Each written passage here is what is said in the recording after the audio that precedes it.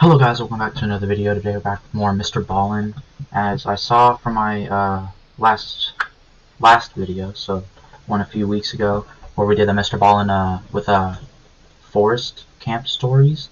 I saw you guys liked that one a lot, and more people wanted to see that more than ghost videos, so I'm back with more Mr.Ballen, as you know.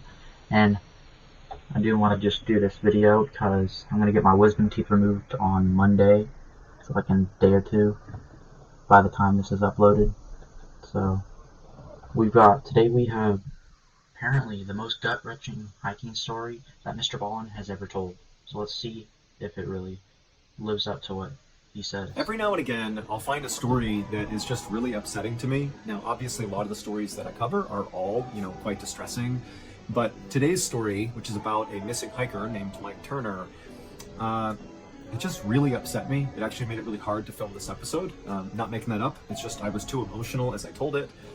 So consider this your warning that I personally believe this is a very upsetting story, but an important story that we would not be covering if there wasn't some real weight behind it. And I think the moral of the story ultimately is you really need to treasure your family while they're still around, and you'll see what I mean when you hear the rest of this story. It's just heartbreaking. But for those of you who are sticking around for this story, if you're a fan of the strange, dark, and mysterious delivered in story format, then you've come to the right place, because that's all we do, and we upload once a week. So if that's of interest to you, given the kind of intense nature of the story, let's go ahead and give the like button a big hug for once, and also please subscribe to our channel and turn on all notifications so you don't miss any of our weekly uploads. Okay, let's get into Mike Turner's story. You should follow his advice and do the same thing. Also go check out Mr.Ballen too. As everyone knows, is amazing. Go give him the love he deserves. Closer to God.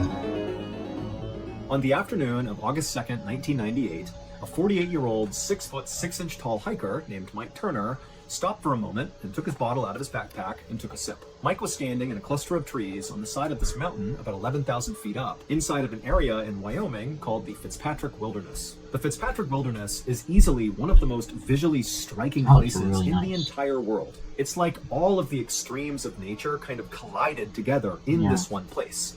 You have really these massive, beautiful. Nice 13,000 foot tall snow-covered mountain peaks, you have glaciers, and then right below them, right at the base of these huge mountains, are all these lush green fields full of tall grass and flowers and animals running around and little streams and lakes. I mean, it's absolutely picturesque. Really nice. In fact, some really of the pictures of this area, they look fake. They're so ridiculous. But the real reason the Fitzpatrick Wilderness was known as this unbelievably beautiful place was because really it went kind of untouched by people because it was so hard to get to. I mean, basically the only people who stepped foot in this very surreal landscape were really experienced outdoors people like Mike Turner, because it took a lot of know-how just to get to this area and to survive in this area. This is a very, very rugged place. But Mike Turner was not content just going to the Fitzpatrick Wilderness. He really wanted to experience the true nature of this area. And so what he was doing while he was out there was hiking off trail. And so he's in this totally remote place, hiking around in an area that was not even marked on a map. Now, to anybody who has not done any compass and map navigating out in the wild, it's not this easy. might seem totally reckless. And to a degree, it sort of is. But it's something that people totally have a knack for. I can speak from my own experience. When I was in the military, we did a lot of compass and map navigating, like in the backcountry in Alaska and also in California. Honestly, from just me, my point of view, I feel like it'd be very difficult for me at least to be able to try to find out where we are on the map and what direction we are facing. Well, maybe not the direction, but just finding our position on the map and where we need to go and how to get there. That's just me though. And I was terrible at it, but I can tell you some of my classmates definitely had sort of like an innate skill to understand where they were in relationship to terrain. Exactly, it's crazy. And then if you combine that with proper training and experience, I mean, these guys got really good at just being able to navigate with a map and compass. So Mike was one of those people that really was an excellent navigator. And so walking off trail like this in such a remote place was sort of routine for him. Now, Mike was not some full-time adventurer. This was something he did that was sort of a passion for him. His job was he was a reverend at a Christian church in Idaho, and he had been for 10 years. And Mike loved being a reverend. He loved his congregation, and his wife Diane and his 3 kids, he had 2 daughters and a son, they were all super involved in the church. I mean, it was a great thing. But at the same time, being a reverend was a lot of work, a lot of responsibility, and a lot of stress. In a way that Mike had found to kind of cope with that growing stress of being a reverend was to go out hiking. He actually found, sort of ironically, that when he was out in nature hiking, he felt closer to God than when he was inside of his church preaching. And it was because he sort of looked at the world as this grand gift from God, and imagined being in the Fitzpatrick Wilderness, looking at this unbelievable terrain. I mean, it looks like, God made this. I mean, who else could? This is so strikingly beautiful. And so with that as context, on this particular day that Mike had stopped to sip water 11,000 feet up on this mountainside, this was actually the 4th day of a 9-day pre-planned solo hike through this wilderness that Mike had been planning out for over a year. Now, even though Mike was a very skilled hiker and backpacker and survivalist, he knew doing any sort of really long solo hike came with a whole bunch of risks that only really come if you're solo hiking. The biggest risk being that if you get into trouble going out on a solo hike, you're all alone. So you better have a really good plan for what you're going to do if you get into trouble. And so Mike had come up with a great plan. He had spent that whole year mapping out this off-trail path he was going to take over these 9 days. It was a 60-mile trip through the Fitzpatrick Wilderness. And also the fact that it's not an easy area to get to is also going to be much harder and much more dangerous. He drew out basically exactly where he expected to go on the map. And he gave that map with all the different coordinates and exactly where he'd be on each day to his wife, who also was a very enthusiastic hiker. And he told her, on the 9th day, you're going to meet me at this spot at the end of the 60 miles at noon on this 9th day right here, and I will meet you there and you can take me home. However, that plan had changed on that 4th day as Mike was sipping his water on the mountainside. And only Mike knew it because he had no way to communicate back to his friends and family. Cell phones were very primitive at the time, so he couldn't just call somebody. I mean, basically, if he deviated his plan, he was the only one who would know. Now, the reason why Mike, on the 4th day of this 9-day trip, decided to alter his course made a lot of sense. So even though Mike was technically solo hiking, he was not actually alone. With him was the family dog named Andy, who was a very good-natured black lab mix who loved going hiking. And over the course of the previous day and then into this 4th day, he and Andy had been up at elevation at about 13,000 feet, walking on some icy parts of the mountain, and Andy's paws were getting really raw from kind of walking on the jagged ice. And that day, on the 4th day, Mike had noticed Andy was whimpering and struggling to keep up when normally Andy was super energetic and running all around. And he knew that, my course that I'm supposed to be going on for the next few days is going to be going all through these mountains with all this ice. And I don't think Andy can keep up. He's not going to be able to do it. And so he had decided to side skirt the mountains to avoid the ice. And even though this path was definitely going to take him a little bit longer, it would still bring him to the same destination, to that same pickup spot where his wife and his family would be waiting for him. Now, Mike understood that by deviating his route, not only would his family not know, like they would have no idea where he was, but also this secondary route he'd be taking to save Andy's paws was going to take a little bit longer than the intended course would take. And so he knew he was not going to be there at the time he said he would. So he was not going to be there at noon on the 9th day. It was going to be maybe the 10th day or beyond. But Mike had planned for this contingency. He had brought extra supplies specifically if he had to extend his journey. And so he felt confident that even though this was a big risk, to take this path that nobody knows he's on, he felt he could do it with no problems. And so after Mike finished taking a sip of his water, he pulled a bowl from his pack that was for Andy, and he poured some water in it, he placed it on the ground, and Andy kind of made his way over and began lapping at the water. And as he did, Mike looked down and saw Andy's tail wagging happily. And Mike felt confident, seeing how much better his dog was already doing, that this was definitely the right decision. Taking the secondary route was definitely the way to go. But as Mike waited for his dog to finish drinking, Andy suddenly stopped and then lifted his head up with his ears perked up like he had sensed something. And then before Mike could stop him, Andy just took off running into the trees and disappeared. Now, Andy was a playful dog that periodically kind of ran around on the hikes like this. But remember, Mike is out in the backcountry and he's deviated his path. He needs to be really sure of where he is. He can't afford to make mistakes here. And if Andy just goes rogue and he has to go chase after him, the opportunity to get turned around or lost, or maybe come in contact with some big predator that maybe Andy has sensed, were pretty high. And so Mike grabbed the bowl and took off running into the trees after Andy.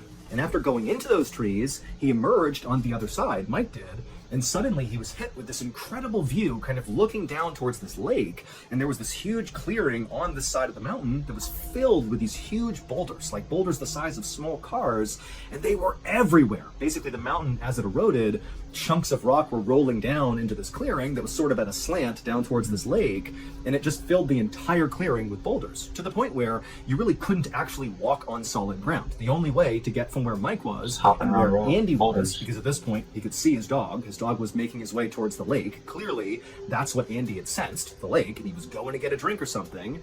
And so Mike knew to get to his dog, he would basically have to climb onto the boulders and jump from rock to rock all the way to his dog. And so Mike tried calling for Andy one more time to stop and come back, but Andy was on his own program going towards the lake.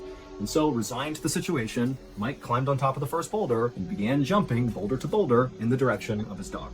1 week later, on the afternoon of August 9th, Mike's wife, Diane, along with her 3 kids and some family friends, stood at the start of a trail called the Big Sandy Trail, which was the designated meeting spot where Mike said he would meet his family at the end of this 9-day journey.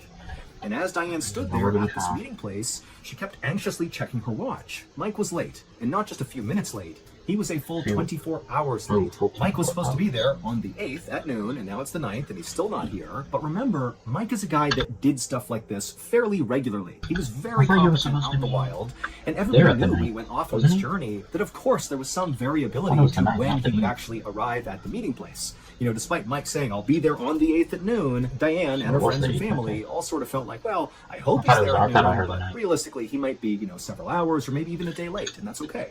And so the day before, when he didn't show up at noon, people were anxious, but they were okay. Now, 24 hours later, and still Mike has not shown up. There's no trace of him. Diane and her kids and the family friends, they were starting to worry.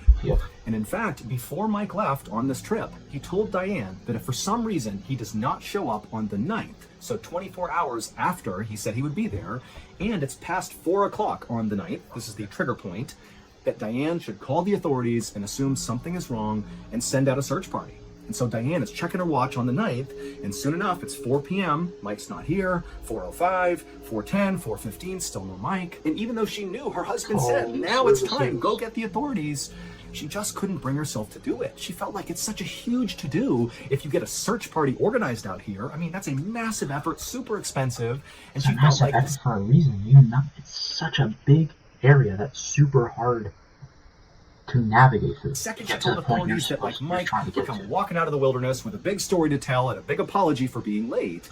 And so she convinced herself that, you know what?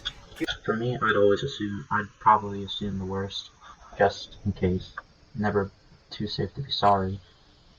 Assume the worst, just get everyone you can, get the search party out there, try to search for an area, trying to search for him in this area that it's already hard to navigate through, not knowing what has happened to him and such. Give him one more day, I'm sure he's bound to show up. But he next day, on the 10th, when still there was no sign of Mike, that morning, Diane did go to the authorities and she reported Mike missing. And just as she expected, a massive search was launched for Mike.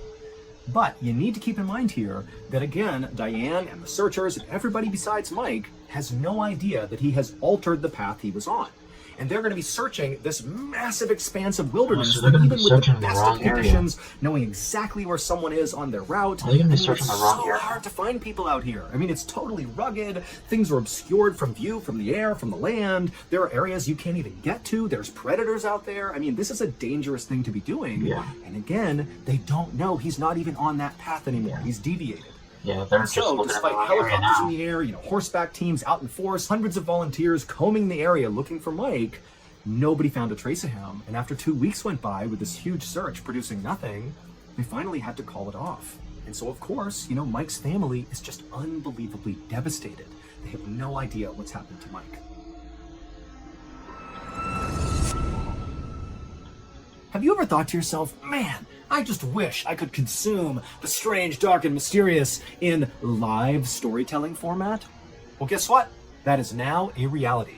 Because I am going on tour. I'm going to go to 15 different cities around the country and stand on a stage and tell some wild stories to anybody who wants to join. And these will be a combination of old school classic, Mr.Ballen, strange, dark, and mysterious stories, and some new ones that have not been published on any of our platforms. So some new stuff you can only get if you come see me live. But you gotta act fast because we just announced this tour last week, and already tickets are being bought at a record speed here. So if you want tickets, you gotta act now. All you have to do is go to tour.ballenstudios.com or click the link in the description below. In terms of the types of tickets you can buy, there are general seating tickets, and there's also the VIP package if you want to meet this guy, okay? So if you want to know more about that, you can go to this video. Let's get back to the video. Yes, the link will be in the description if you guys want to go check that out. Okay.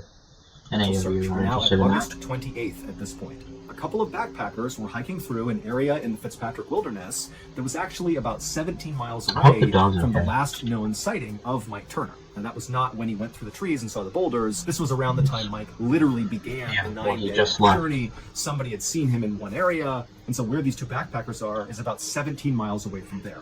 And so these two backpackers, they were aware that Mike Turner was missing because there were flyers up all over the place around the outside of the Fitzpatrick Wilderness at the beginning of all the trailheads and in town and all over the place. So they were aware of this, aware that Mike was missing and his dog was missing. And as they're just sitting there taking a break, this totally emaciated, ragged-looking black lab came out of the tree line, whimpering and looking like it was on its last legs. It was Andy. And right away, these backpackers knew that's the missing dog. And so they lured the dog to them with granola bars, and Andy came up and he ate, they gave him water. And just so you know, Andy would survive and make a full recovery. And so after these backpackers have Andy in their possession, they immediately contacted authorities, who then got in touch with Mike's family and said, hey, we found Andy. And so you can imagine the absolute roller coaster of emotion Mike Turner's family is going through. Now that they hear Andy is okay, Andy's come out of the forest, they're thinking, oh my goodness, maybe Mike is okay too. Maybe Andy can lead us back to where Mike is. Mike is this totally skilled survivalist. He's got to be alive out there. And so after discovering Andy, a second search was launched, using Andy as the guide dog. They basically went to that spot where the backpackers found him, and basically Andy's family and some other volunteers allowed Andy to lead them back into the wilderness, hoping it would lead them to Mike. And so as this new search began, with Andy leading the way, a separate backpacker, who we will call Brian, just for the sake of the story, that's not his name, but we're going to call him Brian. He was hiking through a section of the Fitzpatrick Wilderness, not near where Andy was, his body. a separate area. And Brian, he was not involved in looking for Mike Turner. He was aware that Mike was missing, because again, he had seen all the missing person flyers, he'd seen the news, and when he began his own hike into the wilderness, he had seen at the start of his own trailhead a big flyer with a picture of Mike Turner and his dog saying he was missing. So Brian's aware of Mike Turner's absence, but he's just going on his own hike into the wilderness. And after a few days of solo hiking his way into this totally rugged expanse, he eventually reaches this kind of dense cluster of trees about 11,000 feet up on the side of a mountain, and he walks through those trees, and when he emerges on the other side, out in front of him, sloping down to a lake, is this unbelievable boulder field that practically takes his breath away. But that was not the thing that really got his attention. Same boulder field. Instead, as he's taking in these boulders and this unbelievable view of the mountains in the distance and this lake, he noticed there was... I'm gonna make a theory right now. Maybe Andy fell in between a boulder and came down. a man sitting on a rock fairly far across this boulder field with his back to Brian, just staring at the lake. Now, remember, this is like the middle of nowhere, and Brian certainly was not expecting to come across any other person on this journey. And so naturally he thought, okay, I need to go up and make sure this guy is okay, or if nothing else, I want to talk to him. I mean, this is a very rare thing to come in contact with other people out here. And so Brian began walking towards this guy to see what was going on. Well, that man was the missing hiker, Mike Turner. So it was Mike. My goodness, did Mike Turner have a story to tell. But to understand Mike's story, we need to go back 29 days to the point when Andy the dog had taken off running from Mike, and he had gone into the boulder field, and Mike had emerged through those trees, had seen the boulders, he'd seen his dog, and he began climbing onto that first rock to begin making his way towards his dog. So Mike, he gets up on that rock, and he begins hopping from boulder to boulder to boulder. And at first, it's going fine. He gets about halfway across the boulder field. He's, yelling to Andy to stay put. He's kind of making his way. It's all good. But then he reaches this one particularly large boulder that when he jumped onto it, it was kind of unstable, and it began to wobble under his feet. And so instinctively, Mike tried to leap off of the wobbly boulder onto another boulder that was right nearby. But when he jumped, he sort of undershot this second boulder, and so did not land on it and stay put on it. Instead, he kind of hit the face of this second boulder and slipped down to the ground. Didn't hurt Mike. He's just now on the ground in this small space between the boulders. However, unfortunately, the wobbly boulder right behind Mike, it didn't just continue to wobble, it wobbled to the point where it rolled forward and literally came to a rest against the second boulder that Mike had just jumped onto and failed to land on top of. Basically, the wobbly boulder impacted second boulder, sandwiching Mike between them. But critically, it did not harm Mike. That's a good This is going to take some explaining, but it'll make sense after I go through it. It's a good thing, since he's going to be able to have the power and the energy to maybe push that boulder back, or try and wiggle his way through. It's a great thing that it... didn't injure him, or he probably would not have survived. The wobbly boulder had what looked like almost a U-shaped cutout on the face of the wobbly boulder. Like, imagine a perfectly round boulder, but there's like a divot kind of sitting on the front of it. And it just so happened that on the second boulder in front of wobbly boulder, it also had a sort of divot on the face of it, kind of looking like a U-shape. And when these two boulders collided, these 800-pound boulders, Mike happened to be standing exactly in the position where those two cutouts wrapped around him like shackles. They basically pinned his ankles together, where he could not pull his legs up and out of this totally tight space that was just big enough to hold his legs in place. It was like he was anchored to the ground. But again, Mike is unharmed. His legs aren't broken, he's not battered, nothing. He just cannot move. Now, Mike instantly would have known this is a really big issue because he can't move these 800-pound boulders. They are 800 pounds. And he's by himself, minus his dog, who can't really help him with the boulders.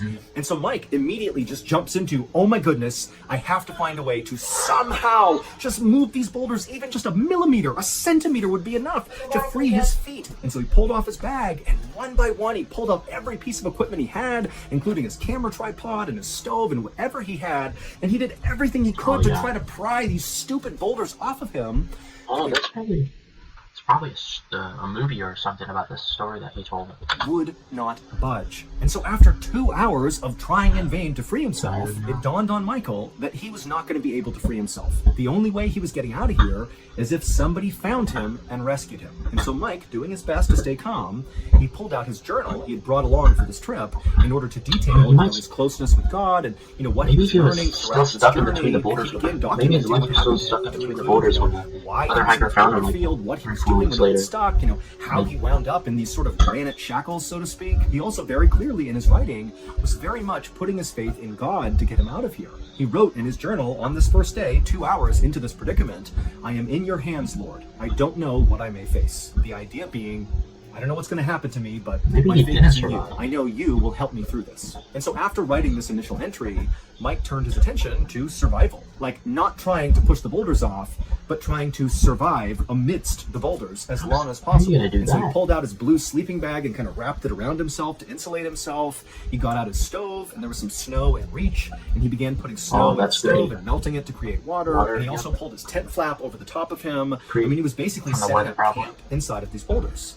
And that first night must have been absolutely horrifying. I mean, the temperatures dropped down to near freezing, even though during the day it was over 100 degrees Fahrenheit. But that night, so it's probably a good thing that it was very cold, since it created snow, so he could actually survive off the snow water and not have, so he didn't have to rely. So he could just use snow, and he probably has enough food if he uses it wisely to last a while. So he could probably use that as little as he can to still be able to survive, but still be able to have enough energy to do something, maybe. Not very big projects, but something. Horrible position, just trapped with his own thoughts. To survive. Hoping and praying that, God was going to get him out of here. The next day, when Mike woke up, he wrote in his journal some more, and he began detailing his biggest fears. One of them was potentially having to have his legs amputated if he got out of here. The damage of losing circulation to his legs was scary. He wrote that he had food for at least a week, but he only had 2 quarts of water, and there wasn't all that much snow around him left to melt, and he was running out of fuel, and so he was really worried about not having enough water, even though, very ironically, he was like 25, 30 feet away from a lake, which he could have drank water from, but again, he's trapped to the ground. And so on the second day, Mike actually attempted to throw his water bottle, which he connected some rope to try to get it into the lake, to capture some water and pull it back to him. But when he threw it, it was just short of the water. He could not get it into the water, so he couldn't scoop any water into his bottle. And then when he tried to retrieve the bottle, as the bottle was being dragged towards him, it got wedged in some rocks. And again, he can't move, so he can't possibly fling it out of these rocks. And so he couldn't even get his water bottle back. And so by the end of that second day, Mike's tone in his journal began to change. It wasn't totally negative yet, but he began talking about how, man, I wonder what's going to happen when I run out of water. I wonder what my urine will taste like if I mix it with Crystal Light. So it was kind of like he was joking about the fact that he was going to try to make his pee taste better, but it also showed he was beginning to realize just how serious the situation was. Nobody knows where he is. He's completely off the beaten path. He has no idea if anybody even knows he's in trouble, and he's about to be out of water. The next day, so the third day of being trapped inside of these boulders, Mike would once again begin writing in his journal. and his tone seemed a bit more optimistic, despite the fact that he has not solved, this water crisis he's about to face. He's down to his literal last quart of water. But in his journal, he talked about how this whole trip he went on, this 9-day trip he had planned out, the whole point was to become closer to God. And he felt like, you know what? I've really done that in the past couple of days. What I wanted to achieve, having a really spiritual event here, it's happened like times 100 being trapped here. I mean, this is the closest I've ever felt to God. But you could just tell there was just an underlying sense that I'm going to get out of here.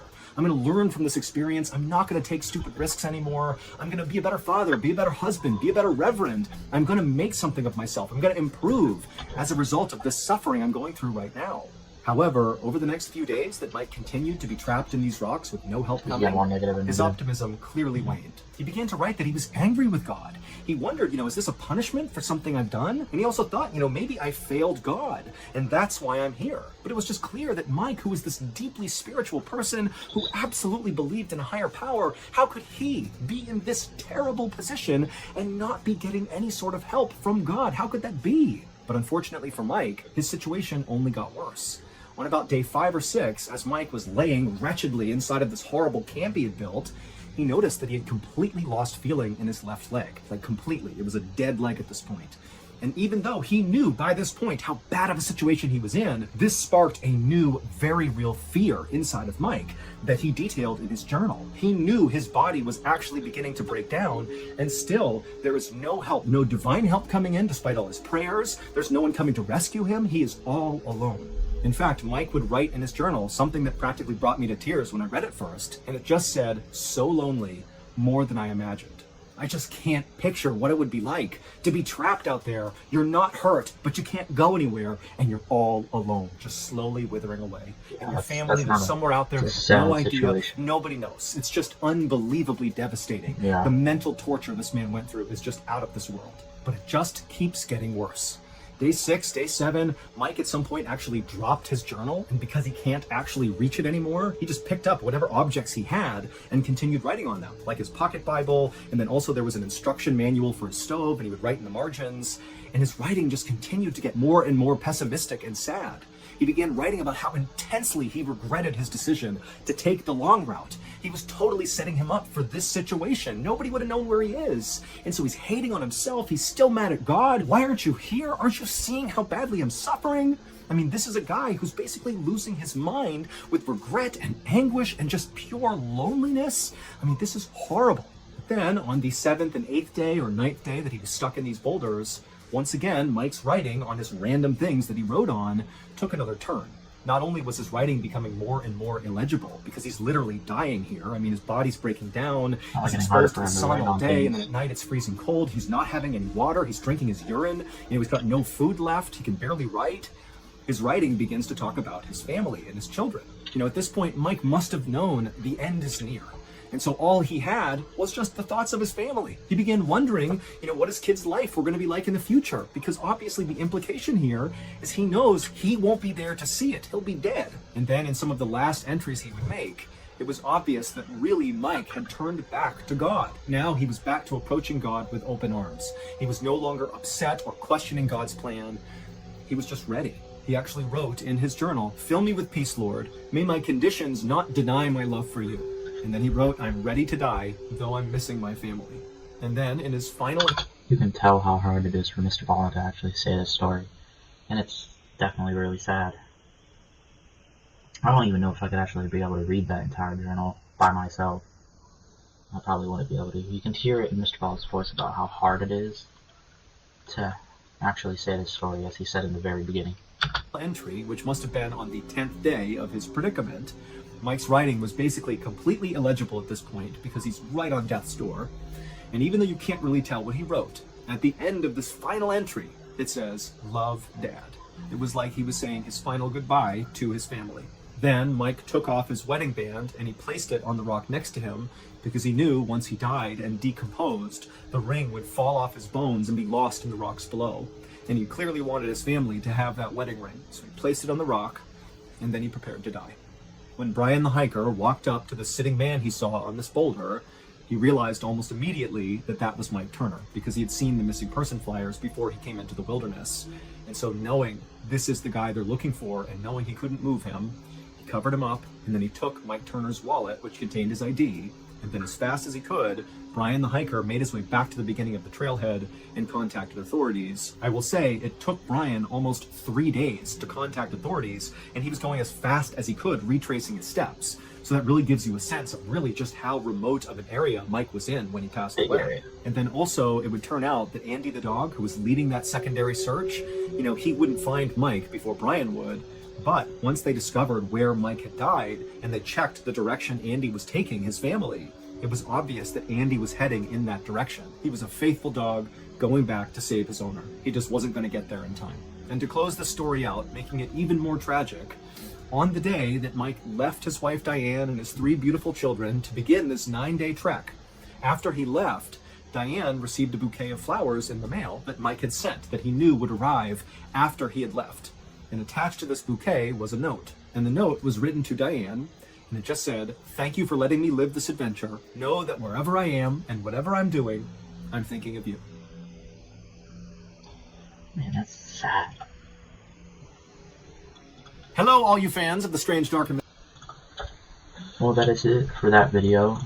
I'm nearly getting to tears here because of how sad that is. It's definitely a gut-wrenching, or technically a very sad story. I would agree with that. Definitely would not have been able to do like Mr. Ballen would. As always amazing work, great videos, and I hope you guys enjoyed. And remember to like this video and his. Subscribe to me and his YouTube channel. Turn on notification bells, and so you guys never miss another upload. And if we get like 2 likes, I'll make another video about Mr. Ballen. See you next week.